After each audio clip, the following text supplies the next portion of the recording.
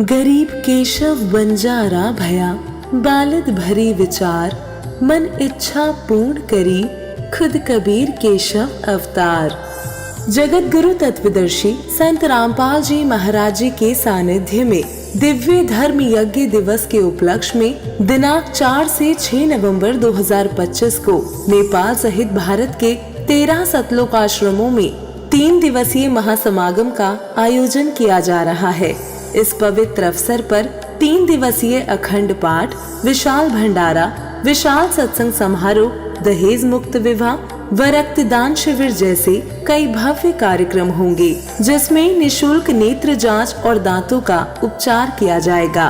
आप सभी नगर व ग्राम वासियों को इस भव्य और अद्वितीय महासमागम में परिवार सहित सादर आमंत्रित किया जाता है। कृपया आप इस विशाल भंडारे और सत्संग में परिवार सहित पधार कर इस आयोजन की शोभा बढ़ाएं। इस कार्यक्रम का सीधा प्रसारण सतलोक आश्रम श्री धनाना धाम, तहसील गोहाना, जिला सोनीपत, हरियाणा, भारत से 6 नवंबर 2025 को सुबह 7:30 से दा टीवी NRI चैनल, संत रामपाल जी महाराज लाइव सत्संग यूट्यूब चैनल और जगत गुरु संत रामपाल जी महाराज फेसबुक पेज पर भी किया जाएगा। संत रामपाल जी महाराज एक ऐसे महान संत जिन्होंने अपनी सतभक्ति, तत्व ज्ञान, करुणा और सेवा के बल पर समाज में नई मिसाल कायम की है। संत रामपाल जी महाराज की अगुवाई में उनके सभी सतलोक आश्रमों से समाज कल्याण के अद्भुत कार्यों ने समाज को सुनहरे भविष्य की एक नई उम्मीद दिखाई है। संत रामपाल जी महाराज से नाम दीक्षा लेने के बाद लाखों लोगों की लाइलाज बीमारियां जैसे कैंसर, एड्स आदि ठीक हुई। संत जी के ज्ञान से प्रेरित होकर उनके अनुयायियों ने लाखों यूनिट रक्तदान किया। संत जी ने लाखों बहन बेटियों का दहेज मुक्त विवाह करवाया।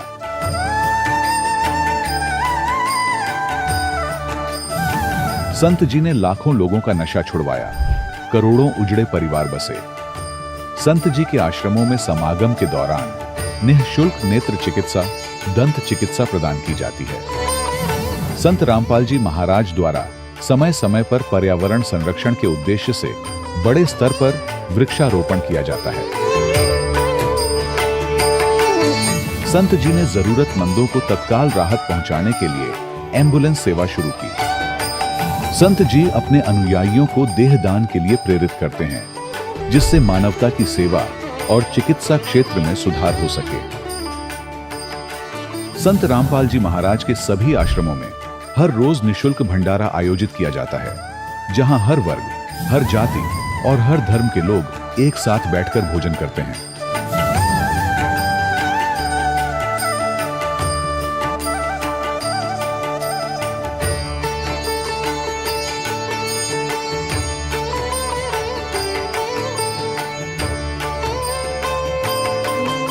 संत रामपाल जी महाराज की अन्नपूर्णा मुहिम ने गरीब और बेसहारा लोगों के जीवन में एक नई ऊर्जा और उम्मीद को जन्म दिया है। घर घर खाद्य सामग्री और जरूरी मदद पहुंचाकर संत रामपाल जी महाराज ने लोगों को दुख और मजबूरी से लड़ने की ताकत प्रदान की है।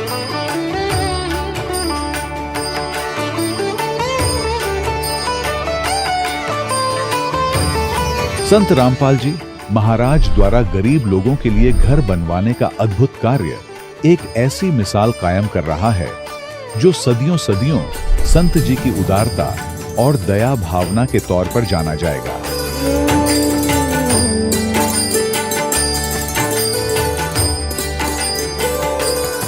संत रामपाल जी महाराज के आश्रम में हजारों बुजुर्गों को सम्मान और प्यार के साथ जीवन जीने का अवसर मिलता है। उनके खाने, रहने और स्वास्थ्य की पूरी जिम्मेदारी संत रामपाल जी महाराज उठाते हैं। अनाथ बच्चों के लिए संत रामपाल जी महाराज के सभी आश्रम किसी वरदान से कम नहीं। यहाँ उन्हें शिक्षा, संस्कार और भविष्य के लिए बेहतर अवसर प्रदान किए जाते हैं। चाहे बाढ़ हो, भूकंप या महामारी, संत रामपाल जी महाराज और उनके अनुयायी हमेशा ही जरूरतमंदों के लिए सबसे आगे खड़े रहते हैं। कोविड महामारी के दौरान संत रामपाल जी महाराज के आश्रमों से करोड़ों लोगों के लिए भोजन, दवाइयां और जीवन रक्षक सामग्रियां उपलब्ध कराई गई। चाहे गरीब की मदद हो या किसी शोषित और पीड़ित वर्ग के हक और सम्मान की लड़ाई, संत रामपाल जी महाराज ने हमेशा ही उनकी दबी आवाज को सरकारों तक पहुंचाया है और उन्हें उचित न्याय दिलवाने में अहम भूमिका अदा की है। समाज में आध्यात्मिक और सामाजिक मूल्यों के प्रति जागरूकता लाने में संत रामपाल जी महाराज हर कदम पर मानवता के सच्चे सेवक साबित हुए हैं। संत रामपाल जी महाराज का जीवन हमें सिखाता है कि सच्ची सेवा वही है जो निस्वार्थ भाव से की जाए। आइए हम भी इस महान सेवा के कार्य में इस महान संत से जुड़ें और संत रामपाल जी महाराज से नाम दीक्षा लेकर अपने जीवन को धन्य बनाएं।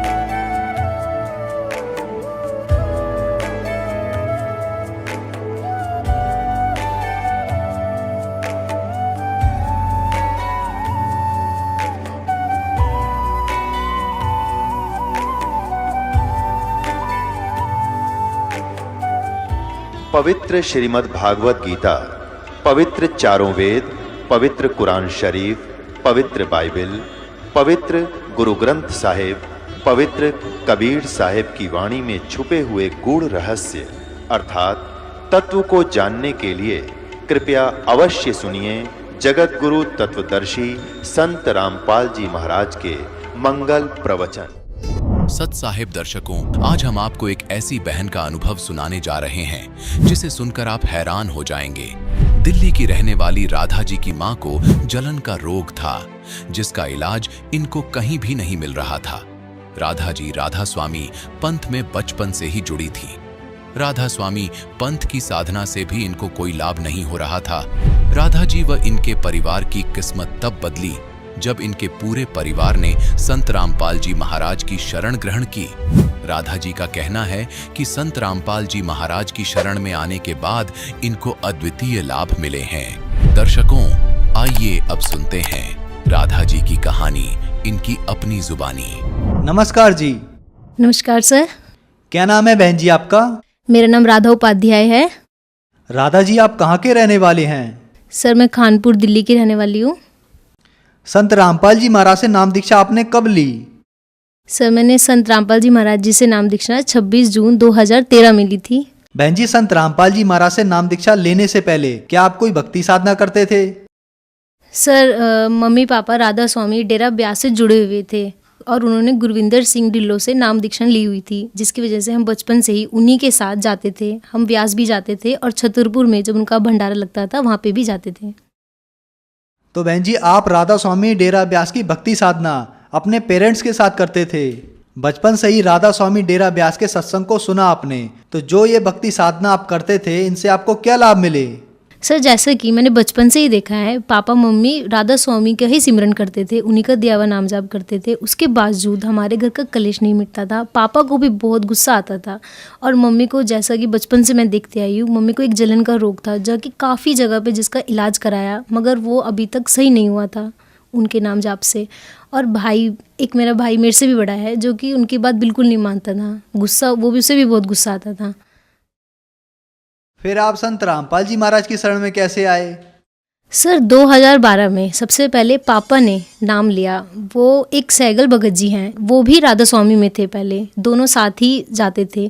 एक दिन वो, उनका LIC का काम है, तो एक दिन जब वो LIC का काम पापा जी करा रहे थे उनसे, तो उन्होंने पहले हमारे यहाँ राधा स्वामी बोलते थे जब मिलते थे, मगर उस दिन उन्होंने सत्साई बोला। तो पापा तो पहले ही 17 साल से उस राधा स्वामी में जुड़े हुए थे, उनको एक धक्का सा लगा। उन्होंने बोला सत्साई मतलब, तो उन्होंने समझाया कि देखो, मैं भी राधा स्वामी में जुड़ा था, राधा स्वामी पंथ ही गलत है, राधा स्वामी का मतलब भी हमें ढंग से नहीं पता है, और वो जो नाम दीक्षा लेते हैं वो कहीं शास्त्रों में भी नहीं लिखा है। तो पापा को इस बात का बहुत झटका लगा, बुरा बहुत लगा। मगर उन्होंने सुनते गए, वो एक दिन चले गए। फिर एक दिन और सैगल भगत जी आए और उन्होंने जो संत रामपाल जी महाराज जी की आध्यात्मिक ज्ञान गंगा है उसको लेकर आए और गीता भी लाए और साथ साथ सब कुछ दिखाया कि देखो ये 5 मंत्र है और जो राधा स्वामी देते हैं उसका कहीं भी प्रमाण नहीं है। तो पापा जी को हैरानी तो हुई मगर गुस्सा भी आ रहा था क्योंकि 17 साल से जुड़े हुए थे। वो सुनते गए। फिर धीरे धीरे उन्होंने बोला चलो एक बार जाके देखते हैं, नाम नहीं लेंगे, देखते हैं क्या है। फिर वहां पर गए पापा जी, संत रामपाल जी महाराज जी के आश्रम में गए, सतलोक आश्रम में गए। फिर उस दिन पापा जी संत रामपाल जी महाराज जी से नाम दीक्षां लेकर घर पर आ गए। उन्होंने कुछ बुक भी लाए, ज्ञान गंगा बुक लाए और हमें समझाया कि देखो उनका सत्संग आता है, एक बार देख कर देखो। तो हम तो बचपन से ही राधा स्वामी को देखते हुए आए थे, हमें भी बुरा लगा। मगर उस दिन जब पापा जी ने संत रामपाल जी महाराज जी का सत्संग चलाया टीवी पर, तो उस दिन हम सब ने देखा मिलकर। बस उस दिन हमने ऐसे ही देखा कि ये कौन से गुरुजी हैं, हमने उनका सत्संग सुना उस दिन। फिर ऐसे चलता गया। 1 साल बाद हम पूरे परिवार ने संत रामपाल जी महाराज जी से नाम दीक्षां ले ली। इस तरह हम उनकी शरण में आए।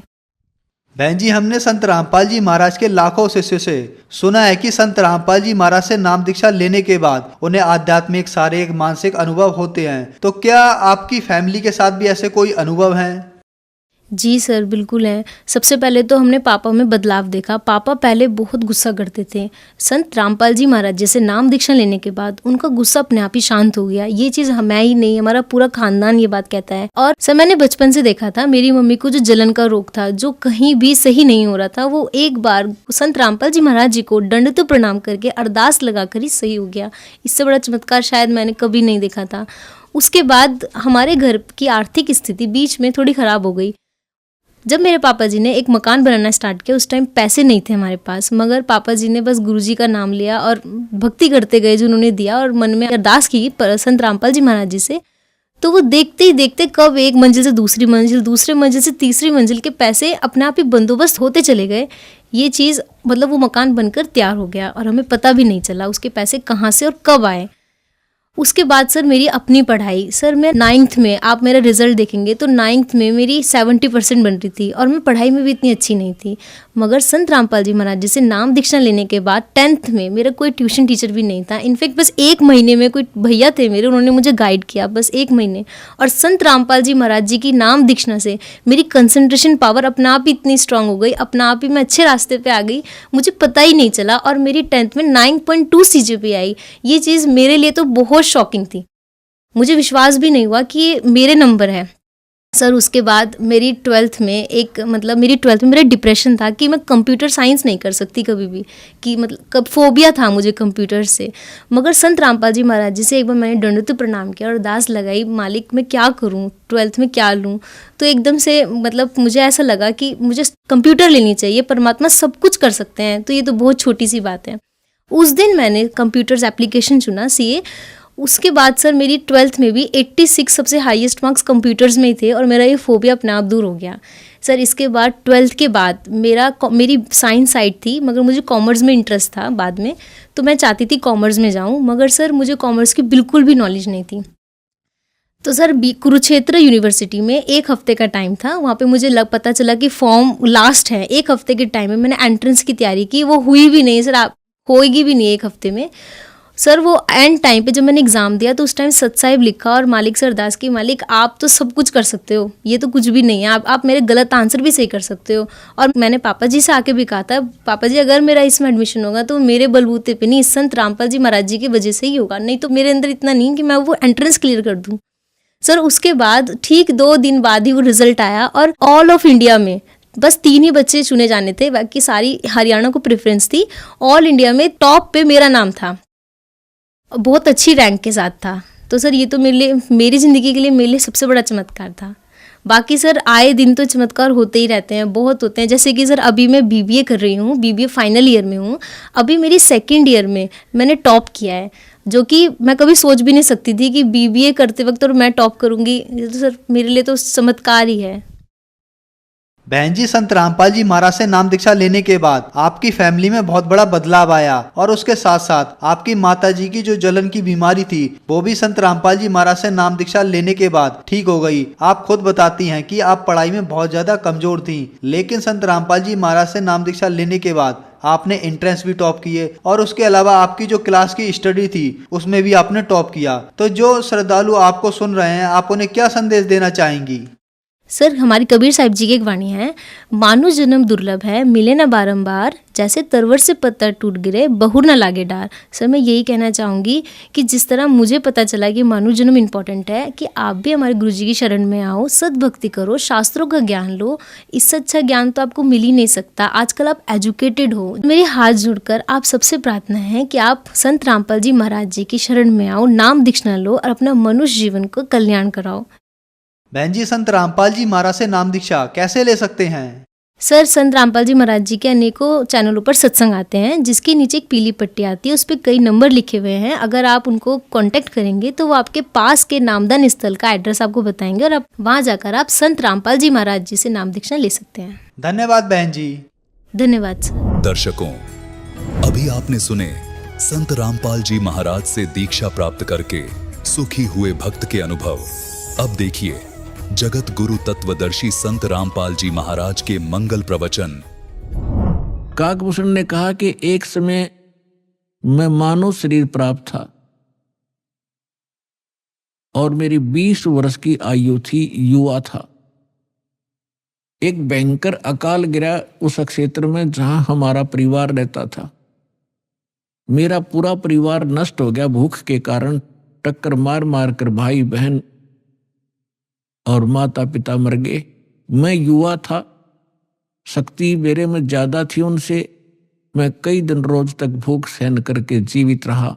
उस क्षेत्र को छोड़कर मैं दूसरे स्थान पर चला गया जहां अकाल नहीं था। वहां पेट भर अन्न खाया, लेकिन हृदय में एक ऐसी चोट लग गई कि ये क्या क्या जीवन है यहाँ का।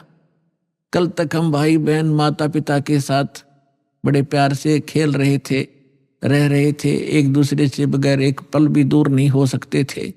और आज ना माँ रही, ना बाप रहा, ना बहन रही, ना भाई रहे। इसने मुझे इतना तोड़ दिया कि अब कुछ सूझ नहीं रहा था। इतने में क्या सुना कि एक मंदिर से आवाज आई, भगवान की चर्चा हो रही थी। वहां गया तो मंदिर के अंदर एक शिव का पुजारी एक ब्राह्मण कथा कर रहा था। मैं पीछे बैठ गया जाकर। कथा के उपरांत सभी श्रोता चले गए, मैं वहीं बैठा रहा। ब्राह्मण ने पूछा, बेटा क्या बात है, कहां से आए हो, कौन हो? तब मैंने अपनी दुख भरी कहानी ब्राह्मण को बताई। पंडित बड़ा दयालु था, मुझे सीने से लगाया और कहा, बेटा यहां तो दुखों के पहाड़ ऐसे ही टूटते रहेंगे, आप भक्ति किया करो, भक्ति करो बेटा। भक्ति से भगवान सहारा देता है और मोक्ष हो जाता है। तेरा कुछ नहीं है तो आप यहां मंदिर में रहो मेरे साथ। तो वो मंदिर में रहने लगा।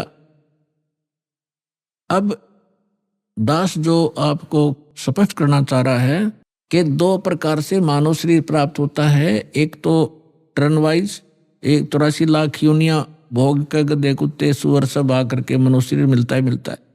दूसरा मिलता है पुण्य कर्मों से लगातार कई भी मनुष्य जीवन हो जाते हैं कंटिन्यू। तो काकभूषण का जो जन्म था वो टर्न वाइज था उसका। वो पिछले जन्म में मनुष्य नहीं था। वो बता रहा है कि मैं इतना दुष्ट था, 6 महीने तक मैंने उस महापुरुष की संगत की, ब्राह्मण की, और इसी कथा सुनाया करता था। और कथा सुना के यूं कहा करता, बेटा दीक्षा ले ले, भगवान की भक्ति से मोक्ष होगा। तो मैं टाल मटोल कर जाता था, फिर देखूंगा महाराज, क्योंकि तुलसी पिछले पाप से हरि चर्चा ना भावे, जैसे जबर के बेग से भूख विदा हो जाए। जैसे किसी को बुखार हो गया हो, मलेरिया हो, तो उसको चाहे मनुखा दाख, किशमिश, हलवा, पूरी, खीर, कितना स्वादिष्ट भोजन दे दीजिए, वो जी परखते ही कहता कड़वा कड़वा लगता है, मुझे अच्छा नहीं लगता। अब ना वो मनुखा कड़वी है, ना हलवा और खीर कड़वी है। उस बुखार ने उसकी व्यवस्था शरीर की इसी बना दी कि उसको स्वादिष्ट वस्तु भी कड़वी महसूस हो रही है। अब वो उनको नहीं खा सकता, चाहे कितनी कोशिश कर लो, जी परखते ही थूक देता है, उसके बस की बात नहीं। अब उसके लिए ट्रीटमेंट क्या है, उसका विकल्प क्या है कि उसने कड़वी गोली खानी पड़ेगी ना चाहते हुए, और फिर वो व्यवस्था ठीक होगी। तो इसी प्रकार उसकी मजबूरी होगी वहां रहने की, उस कागभूषण की, और कोई सहारा नहीं था, कहीं रोटी नहीं थी, वहां रोटियां मिल रही थी, वो रहता रहा उस संत के साथ, लेकिन उसके अंदर वो भगवान की जो मनुखा दाख सुहावा नहीं थी। 6 महीने तक उसने संगत करी, जब जाके एक दिन उसने दीक्षा ली। अब काल का इतना भयंकर जाल है कि ब्राह्मण वृद्ध हो गए, वो युवा थे, जो कथा गुरुजी सुनाया करते 6 महीने में 1 वर्ष में उसको वो याद होगी। उनकी अब्सेंस में वो कथा सुनाने लग गया, तो जितने भी श्रोता आते थे वो उसकी प्रशंसा करते थे कि वाह भाई वाह, कमाल कर दिया, आप तो पंडित जी से भी अच्छी तरह से कथा सुनाते हो, आपकी तो आवाज भी बड़ी सुरीली है। अब वो बताता है, इससे पुण्यात्माओं आपको जो फाउल पॉइंट हैं आपके भक्ति के, ये भी जानकारी होगी, हम कहाँ मार खाते रहे। अब उसमें अभिमान हो गया, प्रशंसा का पात्र बन गया, हवा भर गई उसके अंदर, और हम यहां दुखी होते हैं। कहते राज तजना सहज है, सहज तरिया का ने, और मान बढ़ाई ईर्षा दुर्लभ तजनाई। अब उसको मान बढ़ाई का रोग लग गया। एक दिन गुरुजी आए अपना पूजा पाठ करने के लिए, अपने घर से आते थे, उसको मंदिर में इंचार्ज बना दिया था, और वो बैठा था अपने प्रशंसकों के पास। 20-30 भगत बैठे थे, भगतमती बैठी थी, वो चर्चा सुना हुआ था। गुरुजी आगे, और वो जो भगत थे वो सारे उसके प्रशंसक हो गए। तो उसने उस दिन खड़ा होकर के गुरुजी का सत्कार नहीं किया, बैठे बैठे देख लिया, और मन में ये था यदि मैं उठूंगा खड़ा होऊंगा तो मेरी बेइज्जती ना हो जाए श्रोताओं के सामने। उसमें ये दोष था, लेकिन संत ने ये ध्यान नहीं दिया, वो अपनी पूजा की धुन में उनके पास से निकल गया और मंदिर में आगे चला गया। वो बाहर परिसर में बैठे थे बरंडे में। तब आकाशवाणी हुई, भगवान शंकर का पुजारी था वो ब्राह्मण। भगवान शंकर ने आकाशवाणी की, ए धूर्त, तूने अपने गुरु का अनादर किया है, तुझे 1 लाख वर्ष तक नरक में डाला जाएगा। ये आकाशवाणी सुन ली गुरुजी ने। अपने आत्माओं, कबीर साहब कहते हैं, बहुत प्यारा बालक माँ का, उससे बढ़कर शिष्य गुरुओं का। अब पिता को पुत्र पुत्री बहुत अच्छी प्यारी लगते हैं, माँ को पिता से भी 100 गुना प्रेम होता है अपने बच्चों में, बेटा और बेटियों में। और यहाँ ये भी साथ में सिद्ध होता है कि गुरु जी को अपने शिष्य उन माँ से भी 100 गुना प्यारे होते हैं, कि ताकि इनका कल्याण हो, क्योंकि वो भविष्य की जानकारी रखता है कि यदि ये इस भक्ति पर सफल नहीं हुए तो इनके ऊपर के कर टूटेगा। इसलिए उस भविष्य के दुख को जानकर आपको इतना प्यार देता है कि ये इस भक्ति पर जुड़े रहें, इतना मोह बनाता है कि कहीं ये डगमग ना हो जाए, इनका भविष्य नाश हो जाए, दुर्गति होगी इन बालकों की। फिर तो इस प्रकार उस संत ने आकर महात्मा ने कहा कि बेटा क्या गलती होगी, भगवान क्यों अक्षुब्ध हुए तुझसे? अरे अक्षमा याचना कर भगवान से। आप भी खड़े हो गए और उससे भी कहा, और कहा है भगवान बालक है, भूल पड़ गई होगी, आपका बच्चा है, अक्षमा करो, आप तो दयालु हो, आप तो कृपालु हो, महादेव हो। फिर आकाशवाणी की कि इसने अपने गुरु का अपमान किया है, ये मेरी बर्दाश्त से बाहर है। जब ये गुरु का आदर नहीं कर सकता तो मेरे लोक में आवेगा, यहाँ भी यो उस भस्मासुर जैसे काम करेगा। ऐसे दुष्ट को मैं कैसे एक्सेप्ट करूंगा? तो जैसा आज ये गुरु के प्रति इसका व्यवहार है, ऐसा ही मेरे प्रति होगा। पुण्यात्मा परमात्मा कहते हैं, गुरु मानुष कर जानते ते नर कहिए अंध, पर हो दुखी संसार में आग गयम के फंद। परमात्मा आपकी ट्रायल लेता है कि यदि इस दास के स्थान पर मैं होता तो ये सामने वाला मेरे साथ जैसा आज इसके साथ व्यवहार कर रहा है, ऐसा ही मेरे साथ करता। तो इस प्रकार आप जी को इन सत्संगों के माध्यम से वो भक्ति नाशक पॉइंटों से भी आगाह कराया जाता है कि जिस कारण से आपकी भक्ति इन कारणों से नष्ट होती है। फिर भी उन्होंने बार बार प्रार्थना करने से शंकर भगवान ने कहा कि जो मेरे मुख से वचन निकल गया अब ये वापस नहीं हो सकता, इतना अवश्य कर दूंगा तेरे गुरु जी की प्रार्थना पर कि उस नरक के अंदर तुझे यम के दूत दुखी नहीं करेंगे, रहना पड़ेगा 1,00,000 वर्ष तक नरक में ही, उसको मैं बाहर नहीं कर सकता। अब यहां परमात्मा कहते हैं मासा घटे ना तिलबद है, विद ना लिखे जो लेख, और सच्चा सतगुरु मेट कर ऊपर मारते मेघ। तो ये भगवान केवल उतना ही कर सकते हैं, इससे वो कम और ज्यादा नहीं कर सकते, जो उनकी किसी भी 3 ताप के कारण या प्रारब्ध के कारण जो भी उनको सुख या दुख है उतना ही मिलेगा। अब जैसे किसी मंत्री का मित्र हो कोई, उसकी सजा हो जाती है तो वो मंत्री उस सजा से मुक्त नहीं करा सकता, उसको जेल में तो रहना पड़ेगा, लेकिन उस मंत्री के प्रभाव से वहां के जेलर और कर्मचारी उसको कष्ट कति नहीं देंगे, ये अंडरस्टूड है, लेकिन रहना पड़ेगा जेल में ही। इस प्रकार कागभूषण बता रहे हैं कि मैं ऐसा नालायक था कि उससे पहले के आज मुझे पिछली इतिहास नजर आता है, क्योंकि मैं भक्ति पर हूं।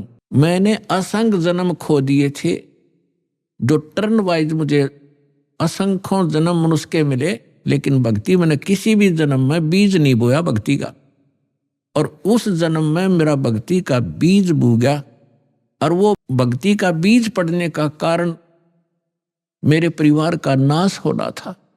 अगर वो परिवार नाश ना होता, वो परिवार के वो तो अक्षेत्र ही नाश हो गया था, तो वो मेरे लिए वरदान सिद्ध हो गया। आज मुझे महसूस हो रहा है वो कष्ट ना आता तो मैं उस जन्म में भी भक्ति नहीं करता, इतना नीच था।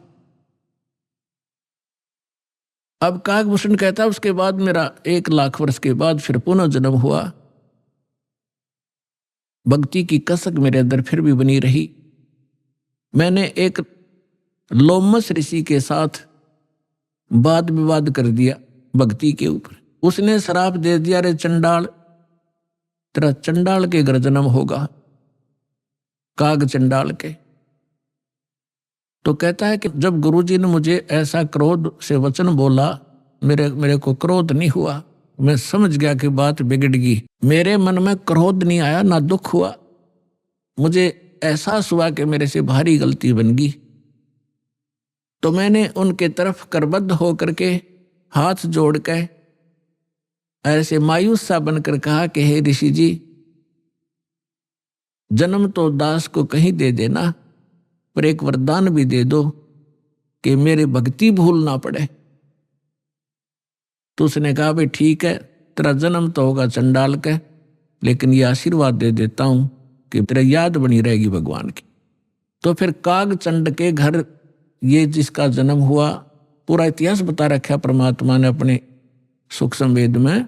ब्रह्मा जी का वाहन है हंस, उसकी हंसनी को ब्रह्मा जी की पत्नी सावित्री उसको गर्भ धारण कराने के लिए काग चंड के घर ले गई। उनके संयोग से फिर कागभूषण का जन्म हुआ। ऊपर से मुंह काग का है, नीचे शरीर देवताओं जैसा है। फिर ये कहता है कि गरुड़ जी उसके बाद जो नेक्स्ट जन्म मेरा चंडाल के घर हुआ कागभूषण नाम से, उस जीवन में मेरे भक्ति की कसक, जबरदस्त कसक बनी रही। मैं घूम रहा था, भटक रहा था, गुरु भी बना रखे थे, ऋषियों के पास भी गया था और भक्ति भी कर रहा था। उसी दौरान मुझे एक जोगजीत नाम के महापुरुष मिले। उन्होंने मुझे सतलोक और सचखंड और बहुत आगे की जानकारी दी, और उन्होंने मुझे एक ऐसा मंत्र दे रखा है, उसका जाप करता हूं और मेरी बहुत लंबी उम्र उन्होंने बख्श दी है। तो पुण्यात्माओं, वो जोगजीत कौन थे? ये वो परमात्मा है कबीर साहब, हमारे परम पुरुष। ये भिन्न भिन्न रूप बना के भिन्न भिन्न नामों से यहाँ आते हैं और अच्छी आत्माओं को मिलते हैं, उनको भक्ति से युक्त करते हैं। तो जो प्रसंग चल रहा था कि जैसे आप पूर्व जन्म के पुण्यकर्मी प्राणी हो, उनको मनुष्य जीवन मिला है, तो वो आज भी भक्ति की कसक आप में विद्यमान है। आप भटक रहे हो, और कुछ ऐसे व्यक्ति हैं एक ही घर में एक तो इस ज्ञान को सुनते ही भाग लेता है और दूसरे को समझाने की चेष्टा करते हैं तो भी वो नहीं मानते हैं, विरोध करते हैं। तने देवी देवता छोड़ दिए, तने बैठा बैठा दिया है, देवता रुष्ट हो जाएंगे, ये हो जाएगा, नुकसान हो जाएगा, या वो भक्ति करते ही नहीं है। तो इसका कारण बताया परमात्मा ने। कबीर साहब कहते हैं सठ दल दोनों दीन का, दिल में दोष न धार, सतगुरु का कोई एक है, यू काल का सब संसार। जैसे कोयल जो होती है, ये कोयल अपना अलग से घोंसला बनाकर अंडे नहीं पैदा करती, क्योंकि अलग से वो अंडे देती है तो कौवे उसको खा जाते अंडों को। वो ऐसे सूझबूझ से अपना काम निकालती है। जो मादा काग कौवी कहीं अंडे उत्पन्न कर देती है, उस ताक में रहती है, और जब वो कभी बाहर जाती है अपना आहार करने के लिए, चुग्गा चुगने के लिए, तो पीछे से उसी के घोंसले में अंडे उत्पन्न कर देती। अब वो कभी वापस आती है तो वो 2 के स्थान पर 4 अंडे पाती है, लेकिन वो समझ नहीं पाती है तेरा कौन सा है, दूसरा कौन सा है। तो उन सभी को वो उसको परिवरिश कर देती है, उनसे बच्चे निकाल देती है और उनमें उसका अपना सा मोह हो जाता है। और वो कोयल सामने देखती रहती है, उनके आसपास रहती है कि कब ये बच्चे उड़ने योग्य हों और फिर इनको मैं साथ ले जाऊं। जब वो देख लेती है कि ये बच्चे कुछ दूर तक उड़कर वापस आने लगे हैं, तब दूर वृक्ष पर बैठ के अपनी बोली बोलती है कुहू कुहू की। जो कोयल के बच्चे होते हैं वो उस आवाज से प्रभावित होते हैं और ऐसे चारों तरफ देखते हैं, उस आवाज के साथ वो खींचे चले जाते हैं। और जो काग वाले होते हैं उनका असर भी नहीं होता, वो अपने बैठे ऐसे ही। वो उड़कर चल पड़े, कोयल वाले काग वाले वहीं रह गए। अब कौवी दौड़ती है, उड़ती है पीछे पीछे उनके साथ कि मेरे बच्चे गए। तो कोयल और दूर चली जाती है, कुहू कुहू करती हुई उड़ती हुई, तो बहुत दूर निकल जाती है। कौवी वापस आ जाती है कि ये बच्चे तो गए सो गए, कहीं पीछे वालों को हानि ना हो जाए। उनको छोड़कर वह वापस आ जाती है। तो कोयल वाले बच्चे अपनी माँ की बोली पहचान कर उसके साथ चले जाते हैं और काग वाले वहीं रह जाते हैं। घर घर के अंदर आज ऐसी स्थिति हो चुकी है। जो परमात्मा के पूर्व जन्म के संस्कारी हंस हैं, परमात्मा की इस बोली को, कोयल की बोली को सुनते ही फड़क गए और भाग लिए सतलोक आश्रम की ओर। और वो भी अगर शाने नहीं हुए अभी समझन जोगे, जो शेष रह रहे हैं, ये भी हो सकता है, तो वो भी अगर कोयल के होंगे तो अवश्य सतलोक आश्रम में आना पड़ेगा उनको। तो ठीक इसी प्रकार पिछले संस्कार से आपको सब वस्तु प्राप्त हो रही है, लेकिन आगे की भी तैयारी करवानी है। जैसे कागभूषण का पिछला संस्कार नहीं था, ऐसा रीजन बन गया और उसके ऊपर इतना सत्संग की बौछार होगी, ना चाहते हुए भी उसने वहां रहना था। रोज ऋषि ने, संत ने सत्संग करना था, उसका असर हो गया। अब जैसे किसी को सर्प डस जाता है और पहले मंत्रों से ये सब जतन हुआ करते थे, गारुड़ एक मंत्र सिद्ध कर लेता है और उस मंत्र से फिर वो विष उतारता है। जिसको सर्प ने डसा हुआ है वो अचेत पड़ा है, ना उस मंत्र की लैंग्वेज समझता है, ना आवाज सुन रहा है, लेकिन वो मंत्र फिर भी उसके ऊपर असर करके विष रहित कर देता है और वो सचेत हो जाता है। ठीक इसी प्रकार आज परमात्मा ने यही तरीका बनाया है। ऐसे साधन बना दिए, चिप बनवा दी, ये DVD बनवा दी, सुबह दोपहर शाम की आरती कंपलसरी करनी पड़ेगी। अब घर के अंदर जो सदस्य नहीं भी नाम लेना चाहते और ना सुनना चाहते, वो घर से बाहर कहाँ जाएंगे। आप अपनी आरती भी कर रहे हो, आप अपना मंत्र जाप भी कर रहे हो, आप परमात्मा की वाणी सत्संग भी चला देते हो देर सवेर, तो उनके ऊपर उस कागभूषण की तरह एक दिन असर होगा और वो भी या राम नाम की कलम उनका भी चढ़ जाएगी एक दिन और उनका पार होगा, क्योंकि भगवान का वचन है।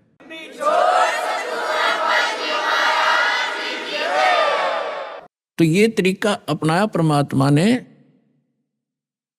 परमेश्वर ने बताया कि हमारी काल के साथ वार्ता हुई थी, इसने मुझे चापलूसी करके वचनबद्ध कर लिया था। जो परमात्मा ने कहा था कि मैं नीचे के लोकों में जाके तेरी वास्तविकता बताऊंगा सभी प्राणियों को कि तू भगवान नहीं है, तू काल है, इनको खाता है, इसलिए तो इनको जन्मता और मारता है, पैदा करवाता और मारता है।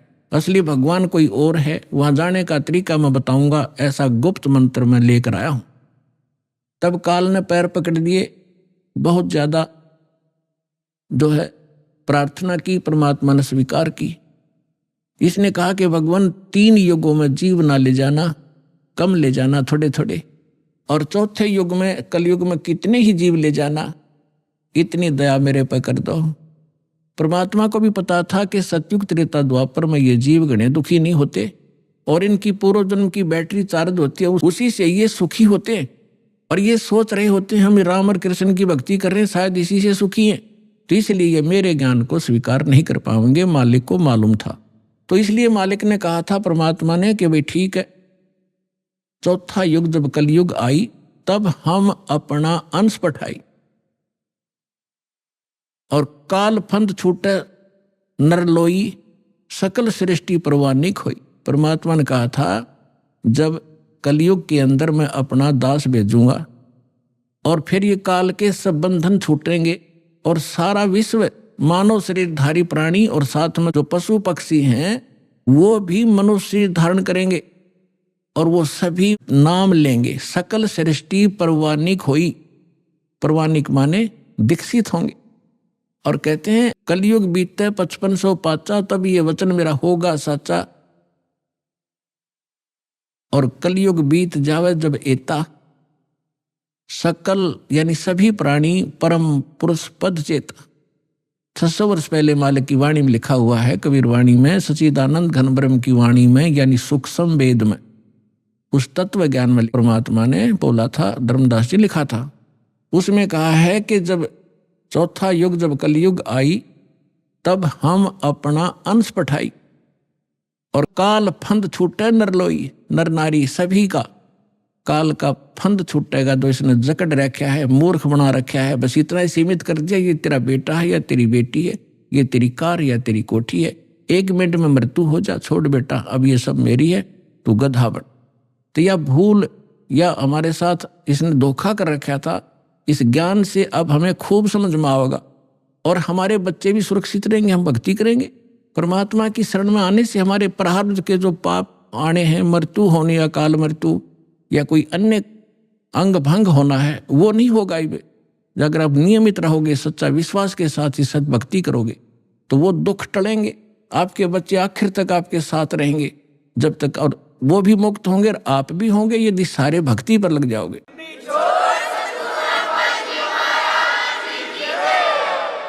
परमात्मा ने कहा था कि काल फंद छूटे नरलोई, सकल सृष्टि परवानिक होई। काल का जो बंधन है, कर्मों से बांध रखा इसने, और ये सब छूटेगा और सारी सृष्टि उपदेशी होगी। कलयुग बीतते 5500 पाचा। धर्मदास जी से कहा था कि कलयुग बीतते 5500 पाचा, तब ये वचन मेरा होगा साचा। आज से 600 वर्ष पहले मालिक ने ये कहा था कि पूरा विश्व मेरी भक्ति करा करेगा कबीर की, और सभी उस सतलोक के परमेश्वर के उस परम पद के जानकार होंगे, सबको ज्ञान हो जाएगा उस परम पुरुष के उस पद का, जो गीता अध्याय नंबर 18 के श्लोक नंबर 62 में कहा कि अर्जुन तू सर्वभाव से उस परमेश्वर की शरण में जा, उसकी कृपा से ही तू परम शांति को और सनातन यानी शाश्वत स्थान को प्राप्त होगा।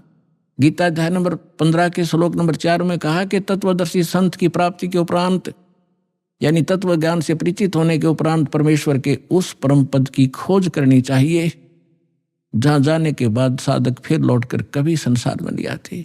और जिस परमेश्वर ने सब ब्रह्मांडों की रचना की है, अपने विषय में गीता ज्ञानदाता कहता दूसरे अध्याय के 12वें श्लोक में, चौथे अध्याय के 5 और 9 श्लोक में, 10वें अध्याय के दूसरे श्लोक में कि अर्जुन तेरे और मेरे बहुत जन्म हो चुके हैं, आगे भी होंगे और पहले भी हम जन्मते रहे हैं। इसलिए वो कहता अर्जुन तू सर्वभाव से उस परमेश्वर की शरण में जा जिसकी कृपा से तू परम शांति को और सनातन परम धाम को प्राप्त होगा। तो यहां बता रहे हैं परमेश्वर के कलयुग बीत जावे जब एता 5505 वर्ष, और तब सकल प्राणी उस परम पुरुष के परम पद चेता उस परमेश्वर के उस परम पद के सभी जानकार हो जाएंगे। कोई सतलोक है, सचखंड है जहां हम रहते थे, वहां जाना है तो जहां आशा ताबासा हुई, मन कर्म वचन सुमरियो सोई। तो जो प्रसंग चल रहा है हम उसी पर आते हैं। अब आपके जो पूर्व जन्म के संस्कार हैं उस कारण से आप भक्ति की चाह आप लिए हुए हो। दुर्भाग्य आपका कि उन नकली संतों के पास पहुंच गए।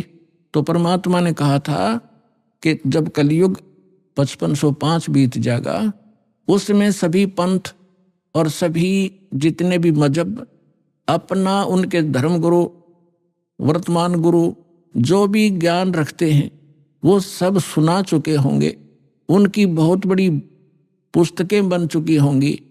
उसके बाद मेरा दास जाएगा और उन्हीं सदग्रंथों को, जिन सदग्रंथों पर प्रत्येक मानव आधारित है, जो भी जिस मजहब धर्म से संबंध रखता है, उन्हीं से यथार्थ ज्ञान उनके रूबरू करेगा।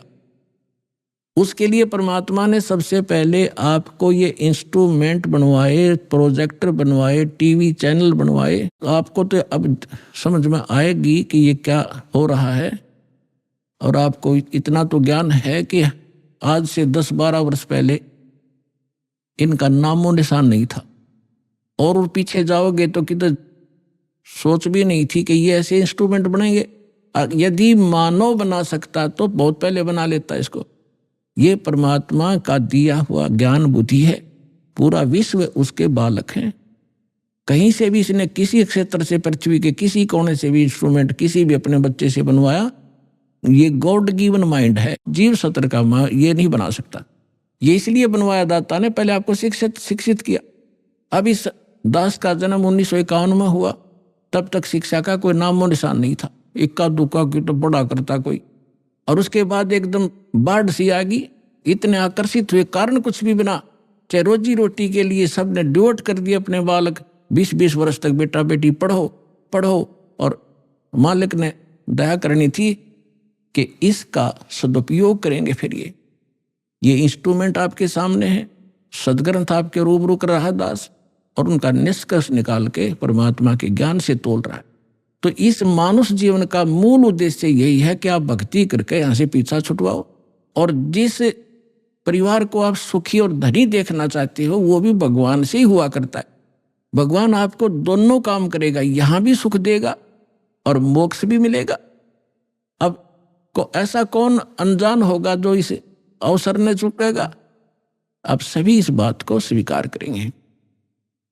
तो प्रसंग अब चल रहा था कि हम जब सतलोक से आए, हम धनी थे भक्ति के।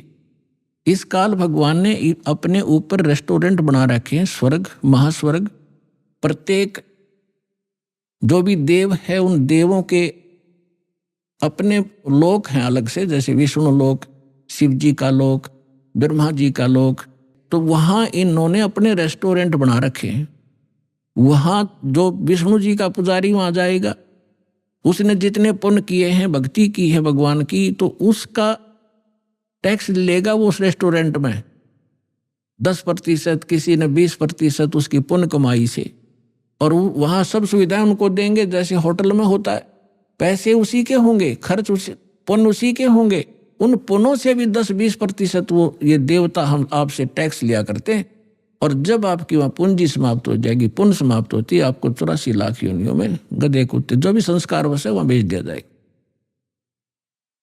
और अब हम जो सतलोक कैसे जाएंगे? हमारी भक्ति शास्त्र अनुकूल ना होने से हमारे पूर्व जन्म के जो संस्कार थे वो सतयुग, त्रेता, द्वापर में अक्षीण हो गए। अब चौथा युग जब कलयुग आ गया, अब इसमें आप देख रहे हो कोई प्राणी सुखी नहीं है, कोई भी सुखी नहीं है। चाहे ऊपर तो आपने कितना चिकना चोपड़ा दिखता हो और चाहे प्रधानमंत्री दिखाई देता, उसको चैन सपने में नहीं।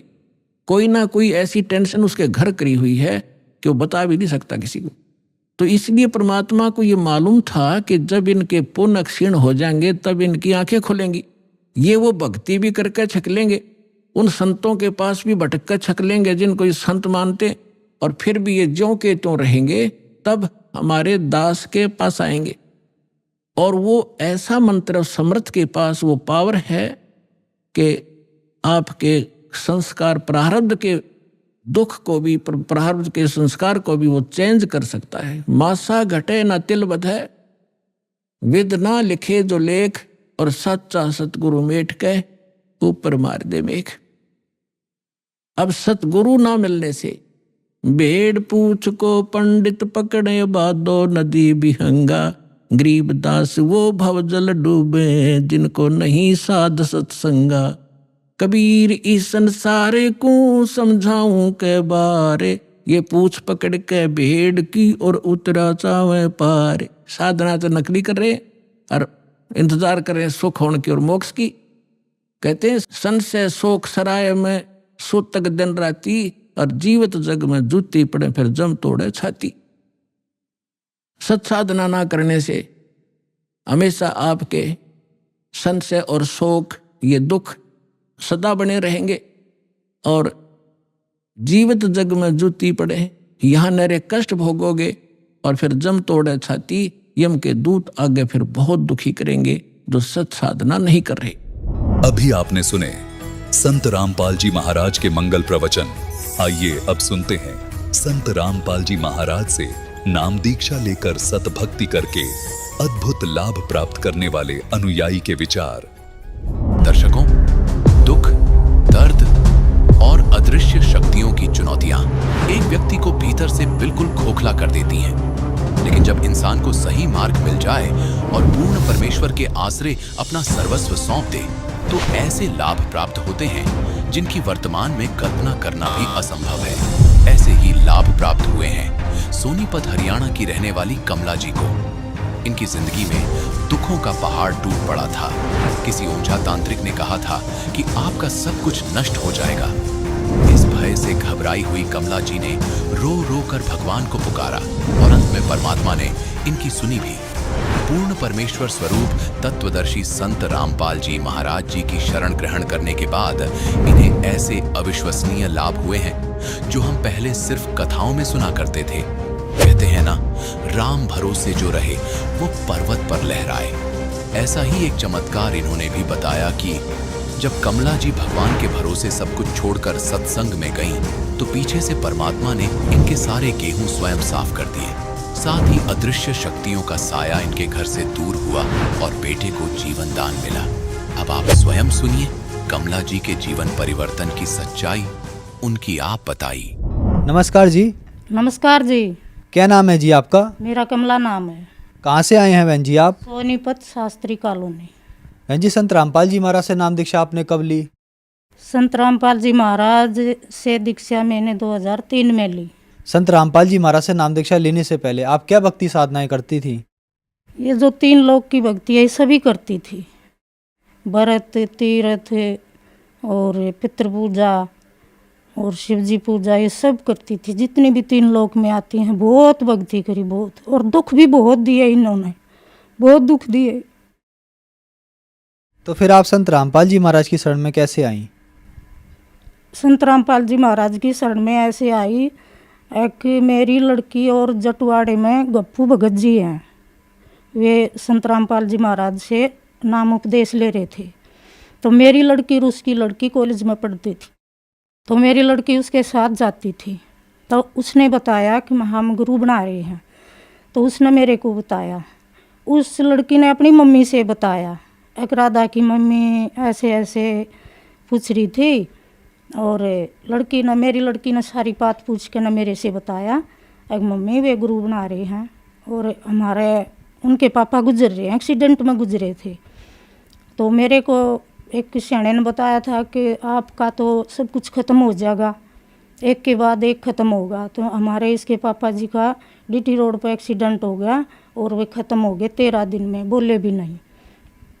तो मैं तो घूम रही थी, कहीं परमात्मा मिल जाए, रो रही थी कि भाई परमात्मा तो है ही नहीं, परमात्मा होते तो मेरी सुधि लेते, मेरी प्रार्थना सुनते। मैं रोती थी और मैं कहती थी, भगवान आप कहाँ हो, मैं तो बहुत दुखी हूँ, परमात्मा आओ मेरा दुख सुनो। तो परमात्मा ने मेरी सुनी, तो मेरी बेटी ने बताया, माँ वे गुरु बना रहे हैं, आपने जाना ज़रूरी है। तो मैं उसके पास गई, फिर उसने बहुत बात बताई गुरुजियाँ की, वैसे बता रही थी। तो मेरे हृदय में ऐसा हो गया, एक एक बात सच्चाई लिखी जा रही है। और मैं चलती आना में बोली, जोत लग रही थी, मैं बोली मुका बे मैं जोत के आगे दंडवत प्रणाम कर लूँ। बोली हाँ बे कर ले, ये तो सबके भगवान है। तो मैंने दंडवत प्रणाम करी। तो मैं बोली मका हे भगवान, हे गुरु महाराज, मैं आपके योग्य हूँ तो मेरे को भी बुलाना। तो भगवान ने मेरी प्रार्थना सुनी और मैं सत्संग सुन के आई गई। संत रामपाल जी महाराज दर्शन देने लाग रहे, तो मैं लाइन में लग गई। तो मैं गुरुजी के पास गई, संत रामपाल जी महाराज के पास गई। तो मैं देखते हैं ठाडू रोने लाग गई। परमात्मा बोले वे क्यों रोई सिर पर हाथ धर के। मैं कहा गुरुजी मैं तो बहुत दुखी हूँ। गुरुजी बोले बे अब आगे दुखी नहीं होगी, तू फार्म भरते नाम ले ले। मैंने अपना फार्म भरवा दिया, नाम ले लिया, नाम लेके घर आ गई। बहन जी, आपने बताया जैसे कि आप संत रामपाल जी महाराज के दर्शन करने गए और संत रामपाल जी महाराज ने आपसे कहा कि आज के बाद आप दुखी नहीं होगी। तो क्या संत रामपाल जी महाराज से नाम दीक्षा लेने के बाद आपके दुख दूर हुए? बहुत दुख दूर हुए। एक तो शुरू में तो हुआ कि मेरे कलेजे में मतलब तेजाब सी बनती थी लीवर में, बहुत डॉक्टरों के पास घूम ली और कोई आराम नहीं हुआ। दवाई खाती इतना आराम रहता, फिर ऐसे ही हो जाता। और वो है ना, नाम लेते एक साथ एकदम तो छूमंतर हो गया, दर्द नहीं रहा मेरा कोई भी, आराम तो रोटी खाती खूब, सब कुछ ठीक हो गया। और फिर 1 महीने के बाद 5 दिन के खुले पाठ हुए थे, तो यहाँ सत्संग सुनने आई। तब है ना गुरुजी घर घर सत्संग किया करते थे। परमात्मा आए और हमें पता लग गया। तो पहले दिन तो सत्संग सुन गई, दूसरे दिन बेटा बोला, बड़ा बेटा नाम नहीं ले रहा। वो बोला अब तू रोज सत्संगों में घूमिए, घर का काम मत करिए। मैं बोली भाई के काम अटक गया, मेरे को काम बता, तेरा काम करके जब जाऊंगी। वो बोला गेहूँ संवारने हैं, गेहूँ बोने हैं, उनमें जोगने थे। मैं बोली बेटा चाहिए दिवे के चांदने में संवारूँ, मैं तेरे गेहूँ संवारूँगी और मेरे को सत्संग से मने मत कर, मैं सत्संग सुन कर आऊँगी। और मैं सत्संग में आ गई। तो सत्संग सुना, 5 दिन का सत्संग सुन के बेटी बोली दोनों, अग माँ गेहूँ संवारने हैं, भाई फिर तेरी गला लड़ाई करेगा और तेरे से अकेली से नहीं संवरेंगे, हमारे 2 दिन की छुट्टी है, हम तेरे गेहूँ संवरवा दे। मैं ठीक है बेटी। पल्ली पे 7 दड़ी गेहूँ काट के घेर रखे थे ठेके में। तो मगा बेटी लागो तुम इतना मैं आ रही हूँ। तो वे देखने लगी, तो जो उनमें गेहूँ में एक भी जो नहीं पाए, सब परमात्मा ने साफ कर दिए। मेरे मालिक संत रामपाल जी महाराज ने वे सारे जो चुग दिए। परमात्मा ऐसे दुख दूर करते हैं अपनी आत्मा के, जो परमात्मा की शरण में रहते हैं और अपने नियम निभा के भक्ति करते हैं। परमात्मा एक एक बात इसी सुना है, जो शाम को याद करके सो गए और परमात्मा से मन में प्रार्थना कर लिए, परमात्मा ये होना देना चाहिए, तो परमात्मा सुबह वो पूरा कर देते हैं। संत रामपाल जी महाराज पूरा कर देते हैं, कमी नहीं छोड़ते हमें। और दूसरा लाभ ये हुआ, मेरे बेटे का एक्सीडेंट हो गया, बहुत तगड़ा एक्सीडेंट हो गया। वो नाम दीक्षा ले रहे थे, फिर वो शादी में चले गए, उसने अपना नियम तोड़ दिया। दारू प्यादी बच्चों ने साथ में होके न वो दारू पी ली, आती आना एक्सीडेंट हो गया। उसका यहाँ से सारा मुंह पाट गया, ये जबड़ा आड़े का टूट कर अंदर घुस गया, आड़े तंसली टूट गया, हाथ टूट गया और ये दिमाग पे चोट गहरी लगी। बेटा कोमा में चला गया। तो 3 दिन का एक्सीडेंट था। मैं संत रामपाल जी महाराज के पास पहुंची, तो मैंने प्रार्थना करी, मैं रोऊँ। गुरुजी बोले बेबे क्यों रोवा है? मैं कहा गुरुजी बेटे न तगड़ा एक्सीडेंट कर लिया। बोले बेटी गलती कर रहा है, गलती में चोट खा रहा है, अब कुएं में डाक मारेंगे तो मर रहेंगे। मैं कहा हाँ गुरुजी गलती तो है ही, गलती तो कर रहा है। तो गुरुजी बोले बेटी रो मत ना, तेरा बेटा दाऊँ ठीक होगा, आवेगा, टाइम लगेगा। मेरे विश्वास हो गया भाई गुरु के वचन झूठे नहीं होते। संत रामपाल जी ने बोला अब तेरा बेटा दाऊँ ठीक होगा, आवेगा। और तो मेरे मन में विश्वास हो गया, हाँ संत रामपाल जी ने बोल दिया तो बेटा ठीक हुई होगा, आवेगा। सब रोते बोले पैसे लग गए इतने, बेटा ठीक नहीं हो। मेरा बेटा 1.25 महीना कोमा में रहा और मेरा ये विश्वास रहा कि परमात्मा ठीक करेंगे एक दिन, ऐसा तो हो ही नहीं सकता, मेरा बेटा ठीक हो जाएगा। डॉक्टर ने यही बताया था, अगर भाई थारे अच्छे दिन होंगे तो बच जाएगा, नहीं तो हम तो कुछ नहीं कर सकते, हमने तो जो कुछ करना था वो कर लिया, ये हमारे बस की बात नहीं। सब घर परिवार के कहते नहीं इसका बेटा ठीक नहीं होगा, दिन जाएगा, और मैं कहती नहीं बेटा ठीक होके आएगा। मेरे गुरुजी ने संत रामपाल जी महाराज ने बोल रखा है अगर बेटा ठीक होकर आएगा तो आएगा। तो मेरा बेटा एक दिन ठीक हो गया, 6 महीने में कोमा में रहा, फिर बेटा ठीक होएगा। परमात्मा ने उसको हटके जन्म दिया। तो बेटा वहाँ से अस्पताल से आए पीछे, मैं एक दिन लेके गई गुरुजी के पास, संत रामपाल जी महाराज के पास। तो मैंने बताया गुरुजी ये है वो बेटा एक्सीडेंट में चोट खाई थी। गुरुजी बोले बेटी काल के मुँह में तो खोस के ले आया हूँ तेरे बेटे ने, इसका जीवन दान नहीं था, तो परमात्मा ने मेरे बेटे को जीवन दान दिया। और परमात्मा तो ऐसे लाभ देते हैं। एक दिन भक्तनी का फोन आया, बोली बेतड़ का पणवासी है, सत्संग में जाएंगे, चलेगी? मैं बोली हाँ बे चलूँगी। तो मैंने शाम ने सोचा सुबह वक्त जाऊँगी, काम कुम करूँगी, मगर पैसे देखूँ बटुए में। मैंने देखा बटुए में 100 रुपये पाए, तो मैंने सोचा 100 रुपये तो थोड़े रहेंगे, और 200 रुपये होते तो मैं चली जाती, घर पर और पैसे नहीं थे। तो मैंने सोची पड़ोसना के जाएगी, नहीं कहेंगी सत्संग में जा है और पैसे मांग के जा है। मैंने किसी पर नहीं मांगे, मैं सो गई मनसा मार के। सुबह उठ के मैंने ताला खोला, तो ताला खोल के अरे दीवार में आड़ी थी, उस आड़ी में ताला धरने लग गई, तो उस आड़ी में 200 रुपये धरे पाए मैंने। तो परमात्मा ऐसे देते हैं अपने भगत को, दुखी नहीं होने देते। तो एक दिन मेरी जेठ की लड़कियां की शादी थी, तो उनने सफेदी करी थी। तो वो बोली आके बे शादी होगी आपके घर में भी मेहमान बैठेंगे, तुम भी सफेदी कर लो। मैं बोली वे हम तो ना करते। बोली कुछ तो बच रही है गोली गड़ाई और कुछ और मंगा ले, सफेदी करवा ले। मैं बोली ना बे हम नहीं करते। वह पीछे पड़ी रही, ने बोली ये करवा लेना है। मैं चल कोई बात नहीं। तो पैसे तो थे नहीं, ये तो माँ बेटी बतला रहे थे। बोली माँ मेरा एडमिशन भी भरना है, बिजली का बिल देना है, ऐसे है वैसे, हम मतलब बैठ के बतला रहे थे। तो बेटी बोली अग माँ 30,000 रुपये हों जब जाके काम चल हमारा। मैं कहा हाँ बेटी, मैं कहा खर्चा तो गणाए है। तो परमात्मा ने ऐसी दया करी, वो जो सफेदी करने लग गए तो कमरा खाली कर दिया, सामान बाहर बेड पर रख दिया, और दिन में सफेदी करके शाम ने बेटी बोली आके लिया माँ ये सामान रख दूँ मैं भी इसमें, और ये कमरा सूख गया। मैं कहा ठीक है बेटी रख दे। तो बेटी ने सारा सामान रख दिया। तो बेड के ऊपर एक थैली रह गई, उस थैली में 31,000 रुपये परमात्मा ने ऐसे दिए। तो संत रामपाल जी महाराज ने हमारी पुकार गैल सुन ली। तो बेटी बोली माँ मेरे को पैसे पाए। मैं कहा बेटी पैसे कहाँ से आए? माँ ये सारा सामान उठा लिया और ये थैली बेड पर पाई है। माँ बेटी ये कहाँ से आए? परमात्मा ने तो बहुत दया करी। आगे कल से हमने न्यू बता रहे थे कि भाई 30,000 रुपये हों जब काम चल रहा है। परमात्मा ने 31,000 रुपये बेटी ने गिने। परमात्मा ने बंदी छोड़ सतगुरु रामपाल जी महाराज ने 31,000 रुपये दे दिए। तो परमात्मा बहुत लाभ दिए, बहुत लाभ दिए। और तो छोटे मोटे तो होते ही रहते हैं। नाम लेने से पहले एक सियाने से पूछा मैंने कि भाई हमारे घर में बहुत नुकसान हो रही है। तो वो सियाने ने बताया कि भाई थारे घर में जिंद है और ऐसा उपरा है कि एक के बाद एक ख़त्म हो जाएगा। हमारे इसके पापा तो चले गए थे और न बोले एक के बाद एक ख़त्म हो जाएगा। मैंने सोचा ये तो भाई गलत बात होगी, सब ख़त्म हो जाएंगे तो क्या रहेगा। फिर परमात्मा का नाम पता चला और बंदी छोड़ सतगुरु से नाम लिया और मालिक ने वो जिंद भी ऐसे भगा दिया।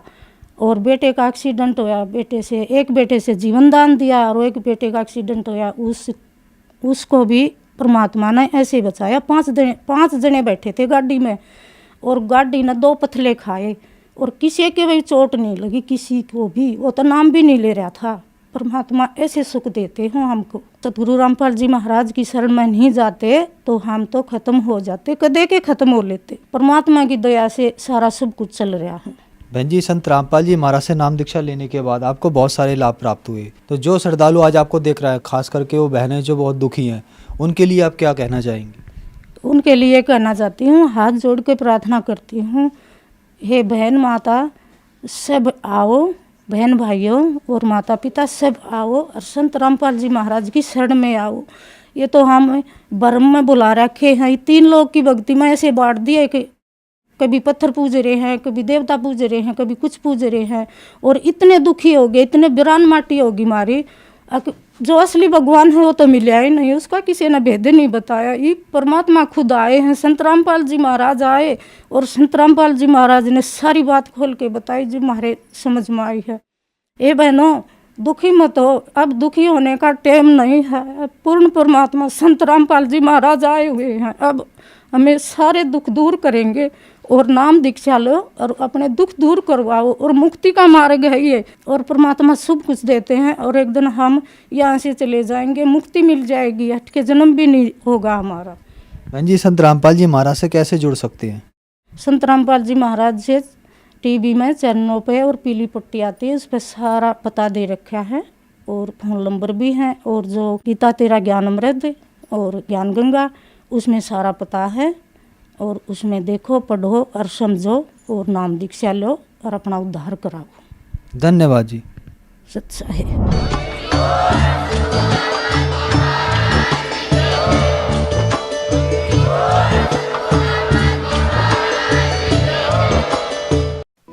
आप सुन रहे थे जगत गुरु तत्वदर्शी संत रामपाल जी महाराज के मंगल प्रवचन। अधिक जानकारी के लिए संपर्क करें।